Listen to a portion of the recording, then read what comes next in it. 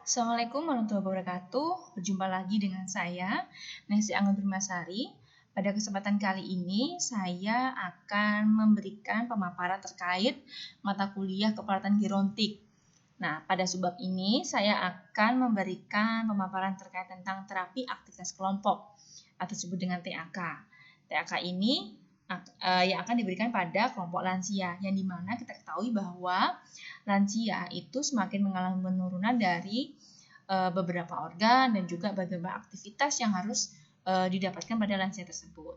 Nah, lansia juga memiliki beberapa permasalahan yang harus kita ketahui sebagai perawat ya. Jadi bagaimana mempersiapkan lansia, juga aktivitas dan juga kegiatan yang disesuaikan kepada lansia. Nah, beberapa terkait tentang hal terapi aktivitas kelompok akan saya bahas pada sebab ini. Berikut ini adalah pemaparannya. Nah, data yang saya dapatkan dari Kementerian Kesehatan ini mencatat adanya peningkatan jumlah penduduk lanjut usia atau disebut lansia. Di tahun 2010 saja, itu angka lansia sekitar 18 juta jiwa atau dengan persentase 7,6%. Dan pada tahun 2019 itu dia mengalami peningkatan ternyata sekitar 25,9 juta jiwa atau 9,7%. Kemudian kita melihat kembali kira-kira kalau misal dari 2010 ke 2019 aja peningkatannya dengan sekian ya 18 juta sampai ke 25 juta. Lalu pada tahun diprediksi pada tahun 2035 peningkatan meningkat hingga 48, juta jiwa atau sekitar 15,8%. Nah, hal ini akan kita kulik kira-kira permasalahan dengan jumlah lansia yang semakin banyak, apakah masalah yang pada lansia ini akan semakin besar, dan bagaimana sosialisasi terhadap lansia itu akan menjadi kita pertanyakan. Dan kira-kira nih ada apa dengan lansia, dengan sejumlah semakin meningkat lansia di tahun per tahun, kemudian semakin lambat laun akan semakin meningkat dari jumlah lansia tersebut. Nah, kita akan bahas di sini yaitu ada apa dengan lansia, dengan terapi TAK ini ya, seperti apa. Nah, terapi aktivitas kelompok lansia itu adalah sekumpulan ya, berkumpul di sini, ini ada di penggambarannya. Kemudian dia ada leader, yang di leader ini adalah kita sebagai perawat memberikan arahan, kemudian juga memberikan bagaimana tindakan yang harus dilakukan oleh lansia di dalam terapi aktivitas kelompok. Kemudian kita juga ada observer ya, ini sampingnya ada observer, ada wakil dan juga wakil dari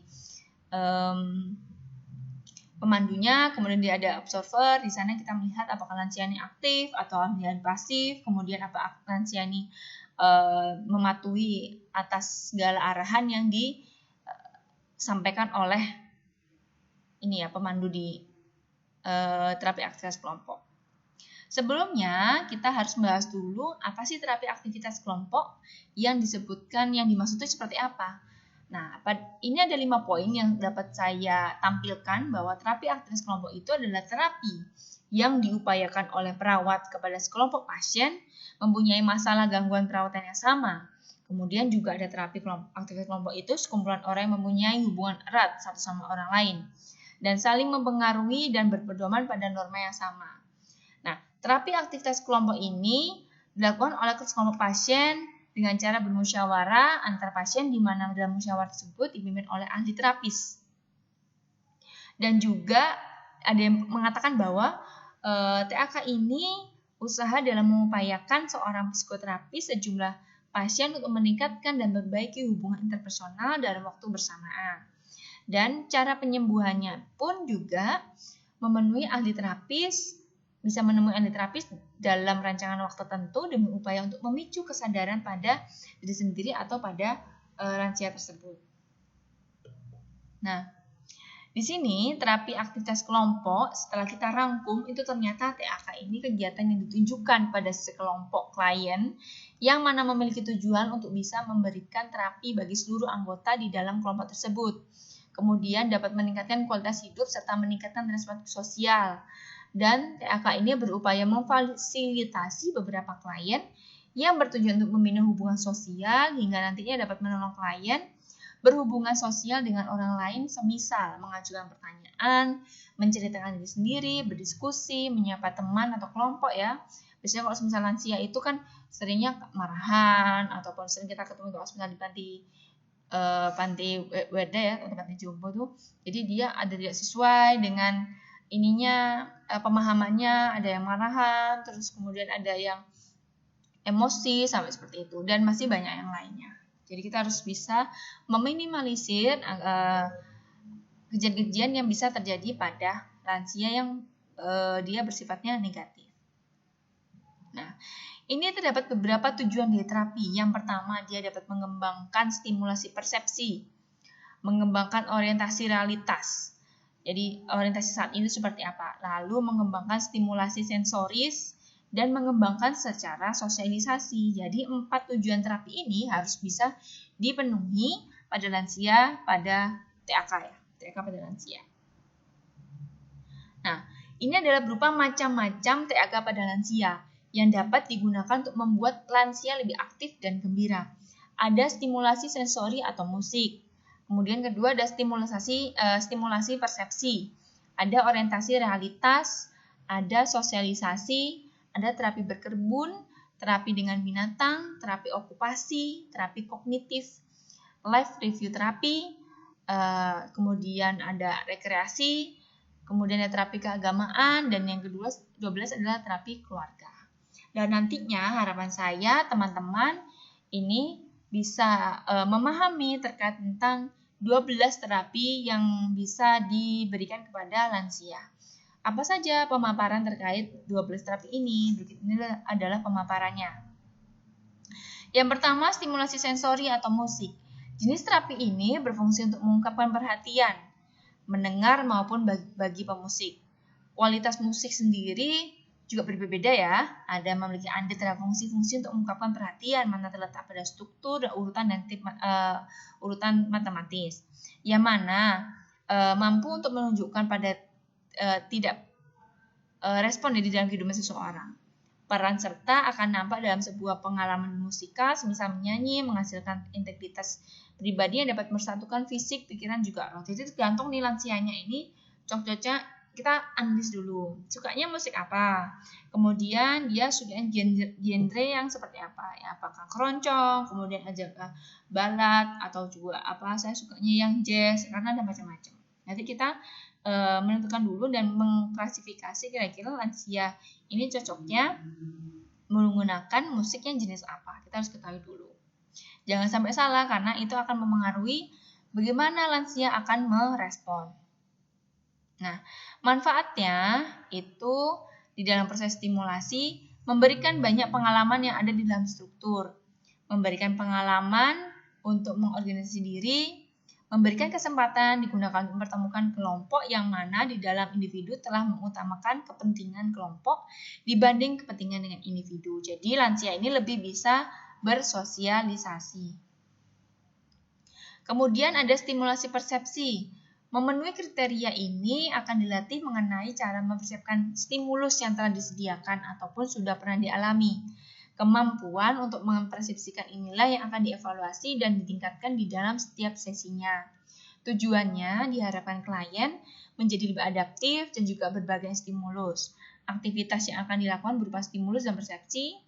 Ada beberapa stimulus yang diberikan mulai dari membaca majalah, menonton televisi, pengalaman ya, jadi berbagai pengalaman dari masa lalu dan juga masih banyak lagi. Jadi tergantung dulunya pernah contohnya kalau misalnya pernah jadi veteran, yaitu waktu zaman dulu tuh bagaimana lansia ini pengalaman jadi veteran itu seperti apa, apakah waktu zaman kemerdekaan itu seperti apa, jadi kita tanyakan.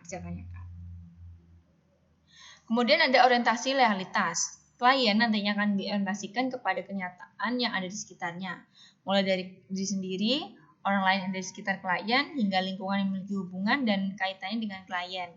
Hal ini juga berlaku pada orientasi waktu di saat ini, waktu yang lalu, hingga rencana di masa depan. Aktivitas yang dilakukan dapat berupa orientasi orang, tempat, waktu, benda, serta kondisi yang nyata. Jadi nanti disesuaikan.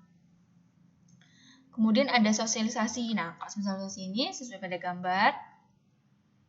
Ini bahwa dia bisa berkumpul dengan anggota keluarga yang lain, dengan cucunya, anaknya, mantunya ya. Itu tergantung dengan sosialisasinya dengan seperti apa. Dibantu untuk bisa melakukan sosialisasi dengan individu di sekitar klien. Sosialisasi akan dilakukan secara bertahap, secara personal, kelompok maupun massa. Dan aktivitas dapat dilakukan berupa latihan sosialisasi yang ada di dalam kelompok itu sendiri. Kemudian ada juga terapi berkebun. Nah, terapi berkebun ini cocok nih biasanya pada lansia. Jadi dia untuk aktivitas membersihkan rumah ataupun ya dia menanam cabai atau menanam jagung, makanya menanam tanaman. Kalau sekarang kan karena work from home ya, kalau ada anggota keluarga yang masih bekerja tapi kerja di rumah, itu bisa saling berinteraksi untuk melakukan bercocok tanam. Tujuan ini untuk melatih kesabaran, kebersamaan, serta bagaimana memanfaatkan waktu luang.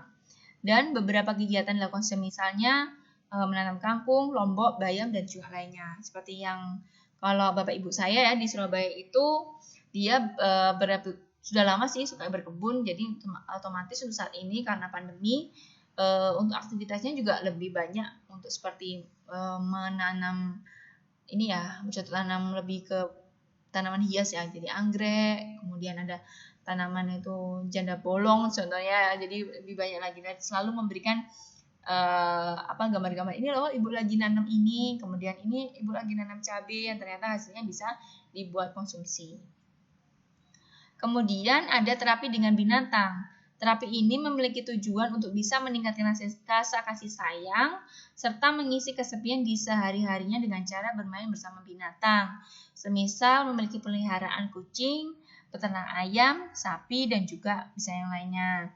Hal ini merupakan cara mencegah gangguan terjadi pada lansia yang cukup efektif. Jadi adanya interaksi itu juga bisa membantu dengan salah satunya dengan binatang.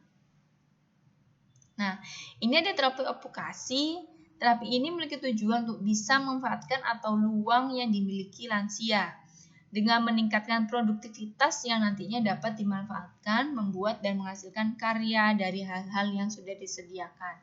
Misalnya saja, membuat kipas, membuat sulak, membuat bunga, menjahit, merajut, dan masih banyak lain lagi. Kalau semisal pada perempuan ya, lansia pada perempuan itu bisa ya kita aktifkan untuk menjahit, merajut gitu. Jadi seperti ibu saya juga sedang merajut, kemudian masih aktif juga menjahit. Nah, kalau semisal pada laki-laki bisa nih dia membuat contohnya membuat pekarangan dari bambu atau membuat tempat rak untuk tanaman, itu bisa pokoknya aktivitas yang bisa melatih bagaimana kerja dari dari organ tubuh ya, untuk seperti ekstremitas itu bisa bergerak dan juga memberikan respon yang positif pada diri lansia. Nah, ada terapi kognitif ini memiliki tujuan untuk mencegah agar daya ingat. Nah, kalau ini berupa daya ingat. Jadi adalah mengadakan cerdas cermat, mengerjakan tebak-tebakan, puzzle, mengisi TTS dan juga yang lain. Bisa juga tebak gambar ya. Jadi ini kira-kira gambarnya apa? Presiden pertama itu siapa? Presiden yang kedua siapa? Jadi lebih mengulas memori-memori yang sudah lampau ataupun yang sudah mengingat kembali atau recall ya. Lalu ada live review terapi. Nah, pada gambar ini saya tunjukkan ada lansia nih yang menunjukkan ini loh, aku waktu muda dulu, atau ini loh istriku waktu zaman muda dulu. Nah, tujuannya bisa meningkatkan gaya hidup serta harga diri. Prosesnya dengan menceritakan berbagai pengalaman di dalam hidupnya, misalnya menceritakan masa mudanya, masa lalunya yang dia rasa itu adalah masa yang ini ya. Yang bagus, maksudnya masa-masa lalu yang positif. Ada rekreasi, tujuannya untuk bisa meningkatkan sosialisasi gaya hidup, menghilangkan rasa bosan, bahkan juga dapat meningkatkan pandangan yang mana digunakan sebagai cara yang dilakukan untuk mengatasi stres dan depresi. Dan ada beberapa kegiatan yang dapat dilakukan mulai dari mengikuti senam lansia, bersepeda, posyandu lansia, rekreasi, berkebun raya, mengunjungi saudara, dan masih banyak lainnya.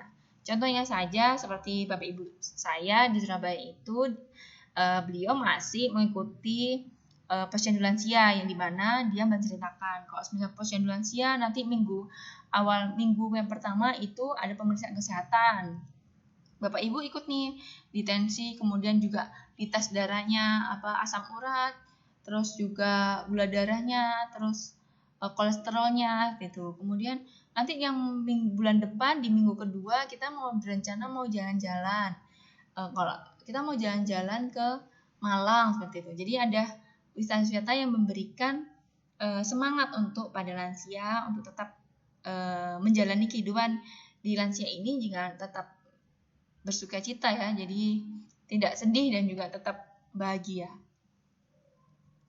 Ada terapi keagamaan, di sini digunakan untuk tujuan bersamaan, memberikan rasa kenyamanan, bahkan juga mempersiapkan untuk menjelang kematian. Kegiatan-kegiatan yang dilakukan dapat berupa pengajian, sholat berjamaah, kebaktian ya, dan juga lainnya. Ini keagamaan ini lebih diarahkan kepada lansia ya, jadi mendekatkan diri kepada Tuhan Yang Maha Esa. Kemudian terapi keluarga. Nah, ini adalah satu yang paling penting. Keluarga itu merupakan orang yang paling terdekat di lansia, sehingga terapi ini diberikan kepada seluruh anggota keluarga yang mana sebagai unit penanganan. Tujuannya untuk mampu melaksanakan fungsi-fungsi sebagai keluarga. Sasaran utamanya dari terapi ini adalah keluarga yang kondisinya mengalami disfungsi dan dapat melaksanakan fungsi yang mana dituntut oleh anggotanya. Jadi keluarga lebih diberikan pemaparan terkait bagaimana keluarga menanggapi dari lansia tersebut dan aktivitas dalam melakukan terapi secara keluarga. Kemudian setelah kita membahas beberapa tadi macam dari terapi ya TAK yang bisa diberikan pada lansia, terdapat manfaat yang bisa diberikan pada musik. Contohnya ya, musik bisa memberikan banyak pengalaman yang ada di dalam struktur.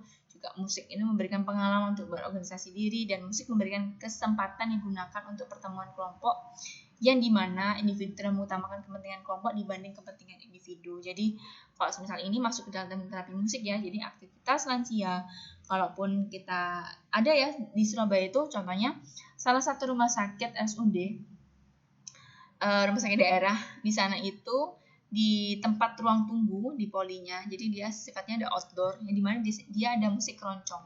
Biasanya ditaruhlah poli ya, di situ ada poli untuk beberapa poli yang bisa dikunjungi oleh lansia. Jadi di situ ada pemain musik keroncong yang dia setiap hari Senin sampai Jumat itu selalu ada, tiap pagi sampai siang.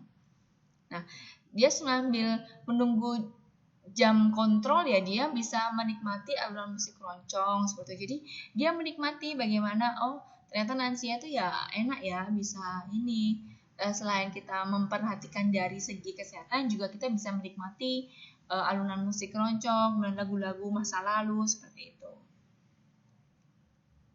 Nah, prinsipnya terapi dan aktivitas kelompok ini ada beberapa.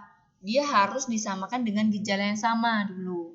Jadi sebelum melakukan terapi aktivitas kelompok ini ya, teman-teman sekalian bisa menentukan gejala yang sama dulu, kemudian kategori yang sama, jenis kelamin yang sama, mau perempuan semua atau laki-laki semua, kemudian kelompok umur yang bersama. Kalau misalnya lansia berarti ukurannya saya maunya pilih 65 sampai 70 tahun. Jadi ya di bawah 65 7 tahun atau di atas 70 tahun akan dianulir atau tidak bisa diikutkan dalam terapi ini. Kemudian jumlah anggota yang efektif, jangan terlalu banyak di dalam melakukan terapi aktivitas kelompok. Biasanya sih sekitar 8 sampai 10 ya, itu untuk kelompok kecil. Jadi lebih mudah untuk bisa organisir dan juga bisa memantau, karena perawatnya sendiri juga akan bisa sebagai ini ya, pendamping untuk mendampingi tiap lansia yang ada di ini samping-samping itu. Kemudian manfaat terapi aktivitas kelompok bagi lansia. Yang pertama, agar anggota di dalam kelompok tersebut merasa diakui, dimiliki, serta dihargai secara eksistensinya oleh anggota lain dalam kelompok. Jadi harus bergantian. Nah, fungsinya dari pemandu ataupun kita sebagai leader ya, itu dalam TAK itu adalah menyamakan pembagian. Jadi semuanya sama rata. Kemudian kalau dipanggil satu dipanggil semuanya. menghargai satu harus menghargai semuanya. Kemudian membantu agar anggota kelompok lain yang berhubungan satu sama lain merubah sikap dan perilaku yang adaptif ke destruktif. Dan juga sebagai pengalaman ini bisa memantau satu sama lain yang diperuntukkan untuk menentukan solusi dalam menyelesaikan masalah. Jadi harapannya bisa permasalahan pada lansia itu bisa berkurang ya, karena mengingat lansia ini akan semakin dia otomatis tambah lansia, sifatnya itu akan kembali seperti anak-anak itu. Nah, itu saja dari saya terkait tentang TAK. Semoga bisa membantu teman-teman terkait tentang pembahasan terapi aktivitas kelompok. Semoga bisa bermanfaat, dan jangan lupa untuk mengkomen apabila ada pertanyaan, kemudian like bila suka dengan video ini, dan mensubscribe channel saya untuk bisa saya memberikan beberapa materi yang lebih baik lagi dan juga lebih bermanfaat bagi teman-teman sekalian. Terima kasih telah menonton video ini sampai akhir. Semoga bermanfaat dan kita bisa ketemu lagi di video-video berikutnya. Sampai jumpa. Saya tutup. Wassalamualaikum warahmatullahi wabarakatuh.